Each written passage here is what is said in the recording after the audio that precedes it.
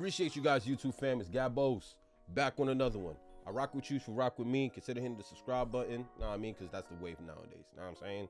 Help support the channel. But yo, real shit. You want to know a random thought? Not even a random thought, but I just kind of wanted to share with y'all, man, because I'm a man of the people. I hope y'all love y'all mothers out there, bro. The other day, it dawned on me how, like, short life is. And just, like, I thought to myself, I'm like, damn, man, I'm watching my mother get old. And I'm like, damn, I've had this one woman by my side my entire life. My entire life, bro. And I'm like, damn, son. You know, because sometimes you get caught up in life. You get caught up in the chicks. You get caught up in getting money, trying to figure out the best career and all that other stuff. But shout out to them real moms out there. You know, life is so short. And a lot of us, like, for example, like me, like one of my biggest goals is to get my mother a crib. You know, it's the reason why I go so hard. It's the reason why I hustle so hard. She's my motivation, my inspiration, you feel me? So whenever I wake up and whenever I'm even dealing with women, so I treat them like I would treat my mother. Like, I'm saying, I'm always 10 toes down on respect. And the other day I looked at my mom and I'm just like, damn, my mother getting old, son. And like every time I see her, like every time I walk in the crib, I go, mama. You know what I'm saying? Write mama in the comment section if you love your mother, yo. But like, yo, give that old lady some love. Give her a hug, know what I'm saying? Like, cause it's like it's like when you're in your 20s, like everything is going fast. Your 30s, everything's going fast. But when you slow down and post up a little bit and you really get down to the essence of life, you always want to be surrounded by people that just love you unconditionally. And I'm telling you, man, like, bro, you don't get another one. If there's anybody that's ever gonna love you unconditionally, it's Mom Dukes. You know what I'm saying? And I get it, not all of us have perfect moms. Heck, my mom wasn't perfect growing up. You know, she dealt with her own childhood trauma and she never got a chance to deal with it. My mother's Caribbean, so you know the communication.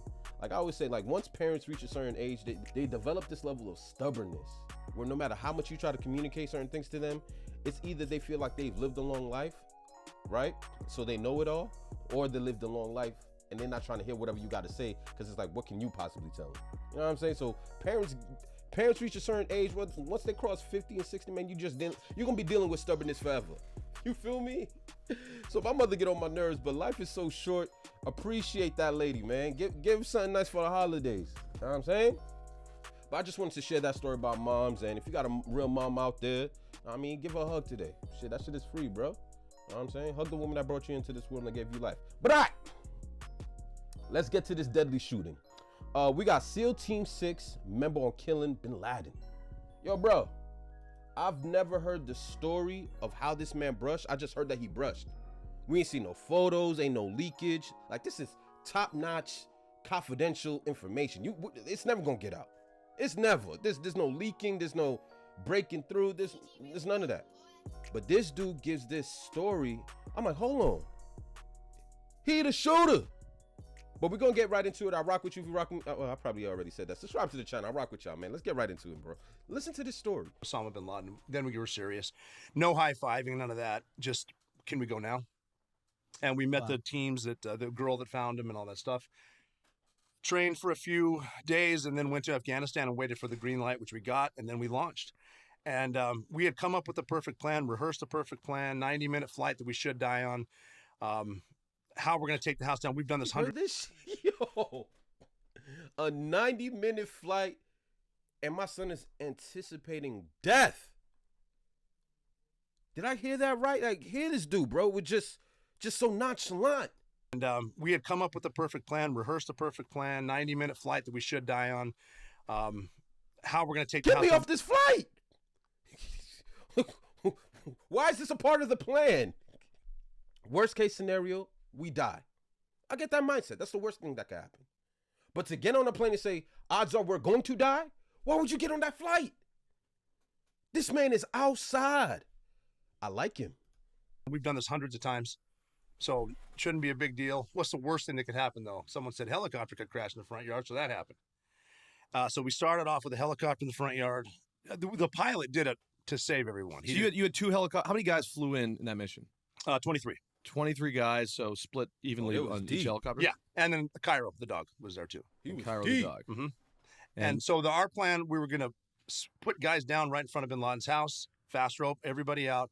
My team was going to drop snipers and a dog outside. Then my team's going to the roof, and then we're going to get them that way. And that didn't happen. I mean, we were going to die as soon as the house blows up when we got on top. We were actually calling ourselves the Martyrs Brigade. Like, this is it. But the reason that we were going... you guys thought you were going to die? We knew we were going to die. Shot down on the way in.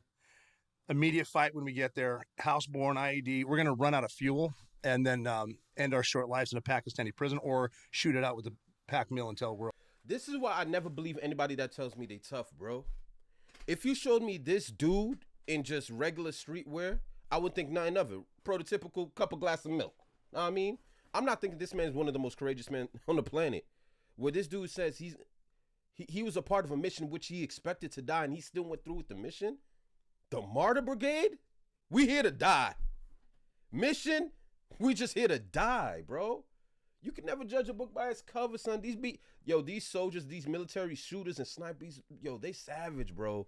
They savage. We're all dead. Because it's not like you could have got, you didn't get air clearance, There's right? You nowhere, weren't going to give anyone a hint because... There's nowhere to go. You got nothing. Yeah. But we accepted it because, and we talked about this. I had a guy ask me, I'm going. I just need to say it out loud. If we know we're going to die, why are we going? Which is fair. And we said, we're not going after bin Laden for the fame or for the money. We're going after Osama bin Laden for the single mom who dropped her kids off at elementary school on a Tuesday, and then 45 minutes later she jumped to her death out of a skyscraper because that's a better alternative than whatever in the hell is going on inside at 2,500 degrees Fahrenheit. And her last gesture of human decency was to hold her skirt down as she killed herself. She was never supposed to be in the fight. We're supposed to be in the fight. That's where we're going. When you guys got there, when you guys arrived there, though, did you know he was in the building? I was 100% sure he was in the building because of the woman that found him. She was certain. We'd get done with those training days, long days of training on the site, long hours at night talking over a model. And right before, we get a couple hours of sleep, she would say, all right, guys, great day of training. Osama bin Laden is in the 3rd floor of this building right now. I don't know why we're not going. Good night. She, certain. But yeah, but then, we were to the point where there was no fear involved with this mission because you accept death. This is what we came to do. Sheesh. And then you get in there, everything's wrong. I didn't know the helicopter crashed until I got inside the building and someone told me the helicopter crashed. And I said, what helicopter crashed? And he said, our helicopter crashed in the front yard. Like, he walked right past it. And I'm like, well, I was looking this way or something because there's bin Laden's house. And then as we're doing that, the tail of the helicopter was over the fence. And the sniper with the dog, they were doing a loop to make sure no one escaped. And he came over the radio and said, hey, guys inside, be on alert. They're definitely ready for us because they have a training mock-up of our super secret helicopter in the front yard. And the boss came over and said, no, jackass, that's ours because we crashed. And he said, yeah, that makes a lot more sense than the shit I was just saying, doesn't it? Weird stuff happens in dark moments. But yeah, we did that. Got in there, and then we went up the stairs. The woman told us Khalid bin Laden, who was his son, would be on this set of stairs, which he was. The point man killed him. Damn. We walked around him. We're down to 2 guys now going up the last set of stairs, looking up a curtain, and so there was some movement behind it. I was the number 2 man. The point man's in front of me, and he was telling me, now we got to go because he could see movement. He's thinking those are the suicide bombers, but we can beat them if we go now. We have to go now because they're getting ready.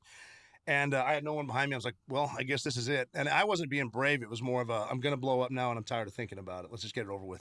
And I squeezed him. We went up, and he went through this curtain, tackled these people. And because he went here, I have to cover his back. I went this way. There's Osama bin Laden 3 feet away, standing on 2 feet. Did you see him, like, clearly? Yeah, I recognized his nose, his beard, how tall he was, how skinny he was, everything about him. And he's not surrendering. He's a threat, so I got to take him down. And if you're dealing with a suicide bomber, which he should have been, you shoot him in the face. And I shot him in the face twice and then once more on the ground. What the fuck? And then that's it. And then, we're moving his wife to the bed. His 2-year-old son was there. And for me, as a father, it was like, this kid has nothing to do with this. It's just humanity. Then I'm standing there. I can hear Osama bin Laden taking his last breaths. And I'm sort of stunned, and a buddy came up because there's more Navy SEALs in the room now. My buddy came up and said, are you okay? And I said, no, what do we do now? And he smiled and said, now we find the computers. Like, we do this every night. Hundreds of times you've done this. And I said, yeah, you're right, I'm back. Holy shit. And he said, yeah, you just killed Osama bin Laden. Your life just changed. Get to work. Wow. So getting computers is gathering all the intel. Anything you can find. Yeah, anything electronic, CDs, and we found heroin. You can only fit so much of that in your cargo pocket. Right. Joking. Seriously. But yeah, anything that might have a list of names, pictures, anything. And there was so much stuff there. It would have been nice to have Pakistan actually be an ally because we should have stayed in that house for at least a week. gathering all that because he was running the whole show from there. We got as much as we could though when we left. Another helicopter came in and flew us out, and then we had 90 minutes to survive getting shot down. And where was the safe haven where you guys were going? Where it would like be? This guy's believable. You know, like he's so calm and casual sharing the story, but he has all these details, and he's just so calm. Like obviously I wasn't there, but he just sounds so believable. I believe him. I believe him. Like imagine you're looking this man right in his face, and he's, yo, I've never seen a bigger target ever in life, bro. Who's more hated than Osama bin Laden? And he shoots him in the face twice, calmly. Oh, that's him? All right. Go to sleep. That's crazy, bro. Be safe. Afghanistan, believe it or not. Oh, interesting. Yeah, that was actually weird that because we're flying back and we have 90 minutes and worrying about something that is not, your worry's not going to affect, you're wasting your energy. So worrying about a missile is not going to stop it. So just chill, right? That's so real. We started. You heard that? You heard that? Yo, that's a life lesson right there. That's a life gem right there. Hold on. Minutes and worrying about something that is not. Worrying about something that's not going to happen is a waste of energy. It's kind of like my boy Stan says it's a defensive mechanism that we always do. And he always says we spend half our lives worrying about things that are never going to happen. And ask yourself, every single time you brace yourself for the worst, right? It's a lot of energy. You know it's coming, right? But is it coming? No. It's kind of like the anxious driver who gets behind the wheel and doesn't want to get into a car accident, so you drive nervous. Listen, if it's gonna happen, it's gonna happen. You know what I'm saying? But driving nervous doesn't prevent it from happening just because you're nervous. That's a hidden gem in what he's saying, because they're getting back on a helicopter going back to wherever their location or the base is, and it's like, yo, being nervous about a missile is not gonna stop the missile from bombing us. You know what I'm saying? So we need to be focused. We got to make sure we got all our information calculated. We got to remain poised in this situation and hope to God we make it out alive. That's real shit right there. Your worry's not going to affect, you're wasting your energy. So worrying about a missile is not going to stop it. So just chill, right? So we started our watches and we're counting it down. 90 minutes we got to get. And you're looking at your friends. I got the sniper from rescuing Captain Phillips sitting next to me. He actually gave me a Copenhagen. Looking at my guys, and then, shit, it's been 10 minutes. It's been 20, it's been 30 minutes. Now it's been 40 minutes. It's been 50 minutes. We got to get to 90 minutes. And you start thinking about watching a no-hitter. Like, I'm not going to say anything. Motherfucker's pitching a no-hitter. 60 minutes, 70 minutes, 80 minutes. Then, like the sports analogies with Lake Placid when the American hockey team beat the Russians. And you can hear them counting down if you look it up on YouTube. Like 10, 9, 8. And then the pilot came over the radio and said, for the first time in your lives, gentlemen, you're going to be happy to hear this. Welcome to Afghanistan. And that's the end of the mission. Jeez. And then we showed them, and which would no longer That's be the crazy. case today. No, it wouldn't be safe haven. I'd rather stay in Pakistan. Bruh. Tell me that story ain't crazy. And just the details and how calm he is with accepting death in order to kill a man and execute a mission. Like, these super soldiers are built different. And this guy's not the most, he's not the most brolic guy you've ever seen. He doesn't look like him, but he is. This story is fascinating. SEAL Team 6 member on killing bin Laden. This dude is the dude that killed Ben. I ain't gonna front. He deserved every last head tap. I ain't gonna front. But the story was fascinating, man. Like, wow. I appreciate you guys for locking in. I rock with you if you rock with me. I'm gonna see you guys next time. I just thought this video was dope. Mamba out.